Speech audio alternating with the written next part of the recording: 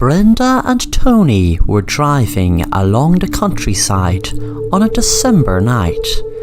They were on a road trip for 2 weeks as a part of unwinding from a lot of hard work doing up their new house. The plan was to stay in several motels along the way and enjoy the road trip and eating out in diners and enjoying the scenery in between. It was just about getting dark when Brenda was surprised to see a hitchhiker on the road. She said to Tony, "Do you see that?" Tony said, "Yeah, I wonder who is it, way out here." The couple decided to stop, and the hitchhiker said, "Hi there, my name is Paul. I would really love if you could give me a drive just a few miles up the road to the next motel, please. I took the wrong bus and I'm walking miles." Tony said, "Sure, hop in the back." The man's name was Peter. When he was in the back, he began to speak. "I was sure happy to see you guys come along. I must have been walking for miles. I was about to drop unconscious with tiredness from all the walking. And believe me, I'm not fit enough to walk that long. But ye guys, where are ye from? Let me guess. The big city. Or maybe you're from the suburbs. Maybe you're the type of people that look down on folk like me." Brenda and Tony found that comment to be strange. Tony said, "Excuse me? Why would we look down on you?"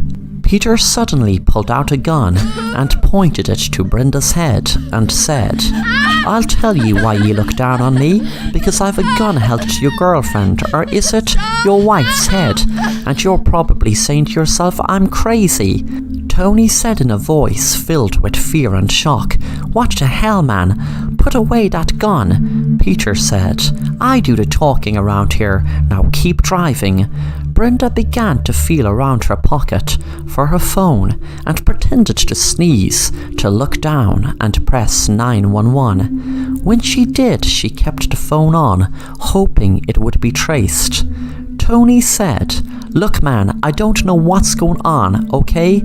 But I know that we did nothing to you, so please just put the gun away." Suddenly Peter shouted, "Stop the damn car."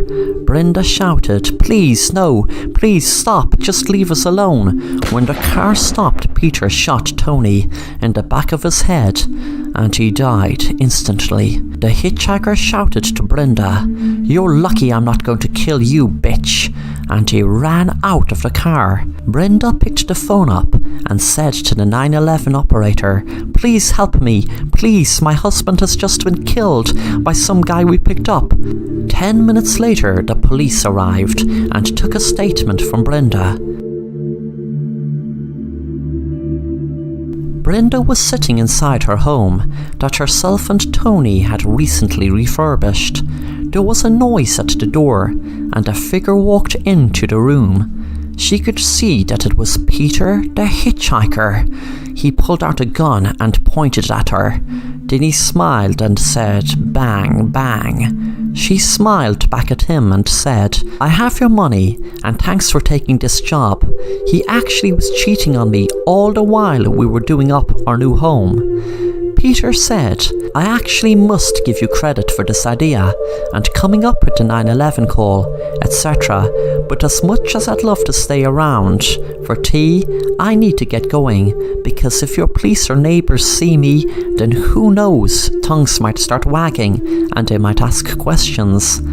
Brenda asked, "What do you mean? How will they trace you to all this? They never even saw your face." Peter said, "I know, but I still have to tie up loose ends." Brenda said, "What do you mean?" Peter said, "Don't worry, it will be over soon." He lifted the gun and shot Brenda in her head. Then he walked into her bedroom and opened up her safe with her own finger he cut off just a minute ago. He was going to just go ahead and murder her husband for $100,000, but she had too much a big mouth and told him about a safe full of diamonds that only her fingerprint would open. He smiled when he looked at all the diamonds. Then suddenly he heard a ticking sound. He wondered what it was. He looked around the room to see. Suddenly all the doors and windows locked. He assumed it was some sort of alarm from the safe being opened at a time that wasn't scheduled. He heard the ticking get louder as he looked under the bed and saw that it was a bomb. From the timer he saw that it would detonate in 10 minutes. For the next 10 minutes he looked around for a way out of the house, but when the 10th minute came, he exploded with the house.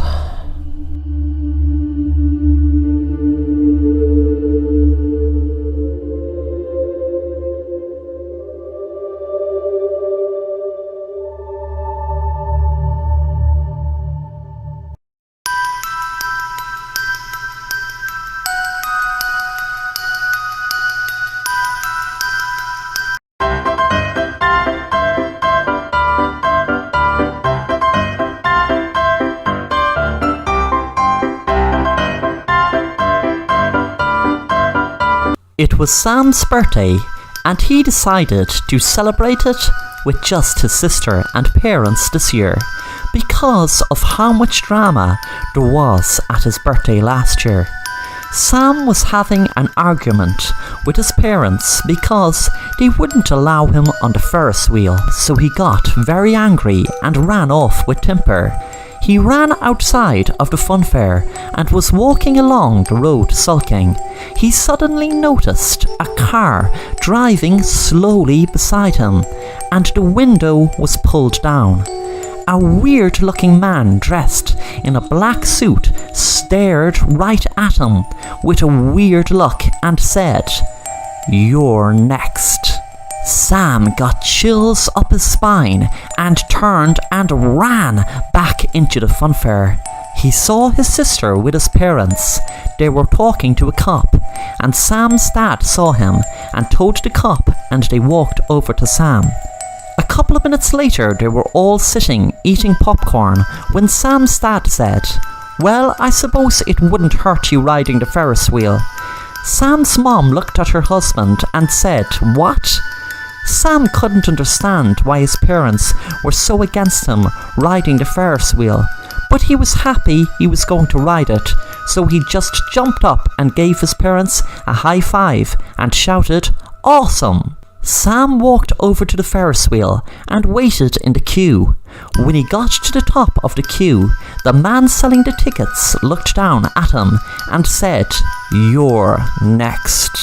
It was the exact same man in the car. Sam ran away from the wheel and up to his parents and shouted, "It's him! It's him!" Sam's parents both said, "Who?" Suddenly, Sam's dad made eye contact with the man taking the tickets.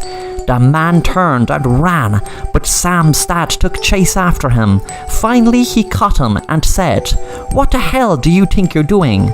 The man said, "You know what happened with this wheel this exact night last year." Recognition came to him right away.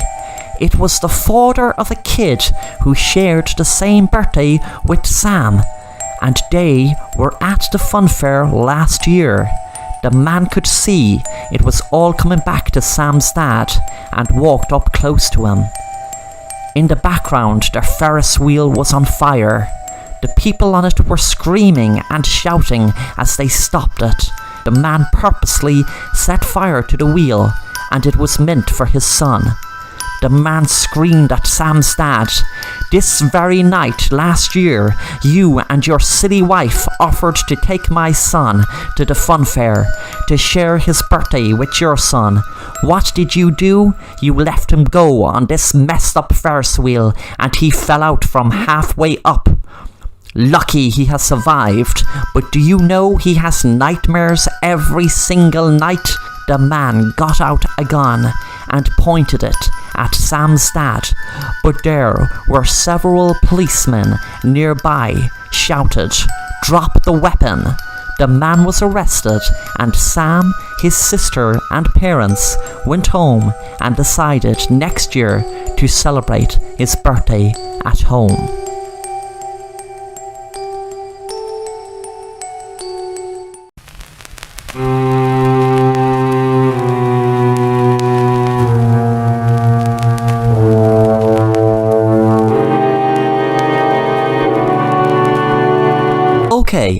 My family are rich, and with us being rich, we can do a lot more activities than the average person. So because we are spoilt with so many options, my family are always at a loss for what activity we should do next.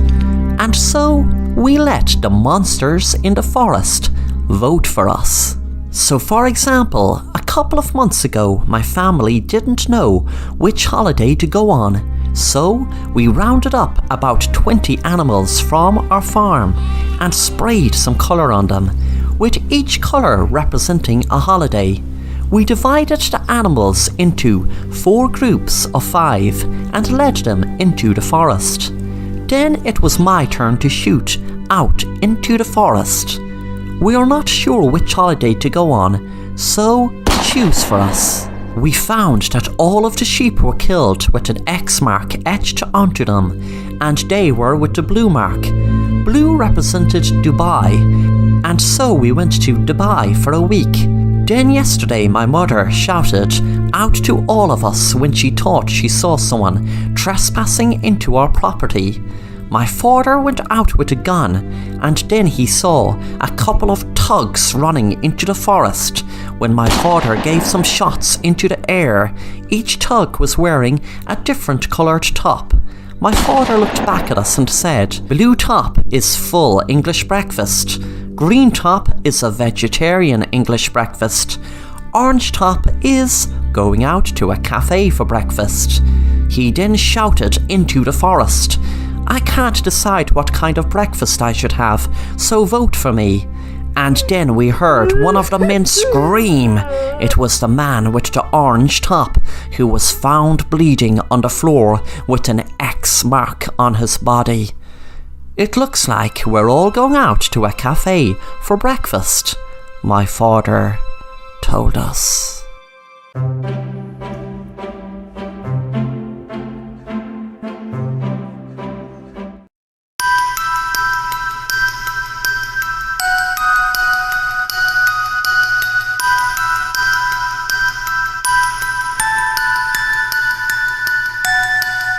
Susan was looking through old papers and documents in her family home that was standing for over 300 years.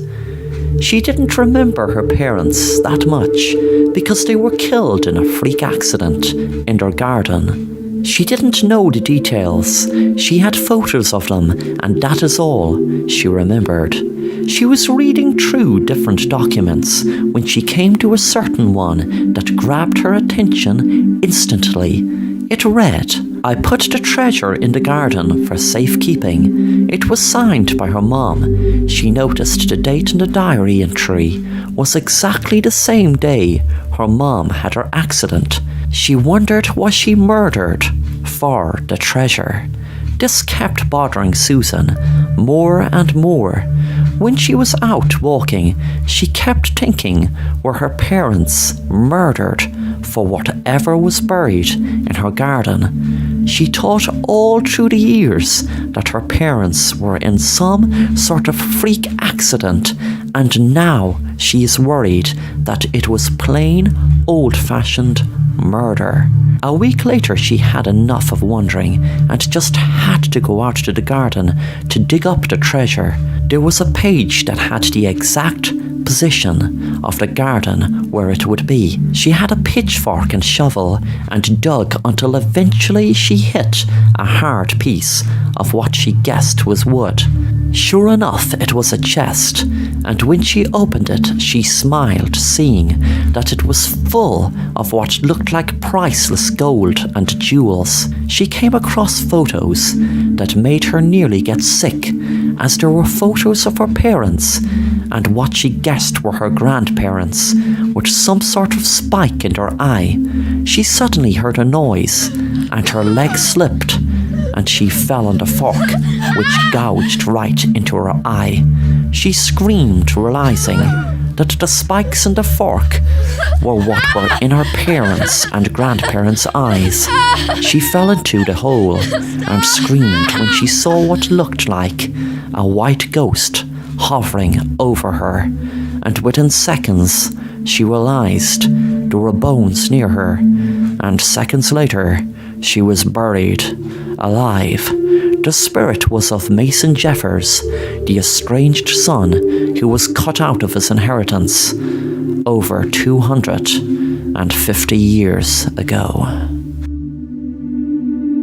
Thanks for watching The Assassin Rapper, and if you want to stay up to date on new content, then please subscribe and be sure to hit the bell to be notified on new content.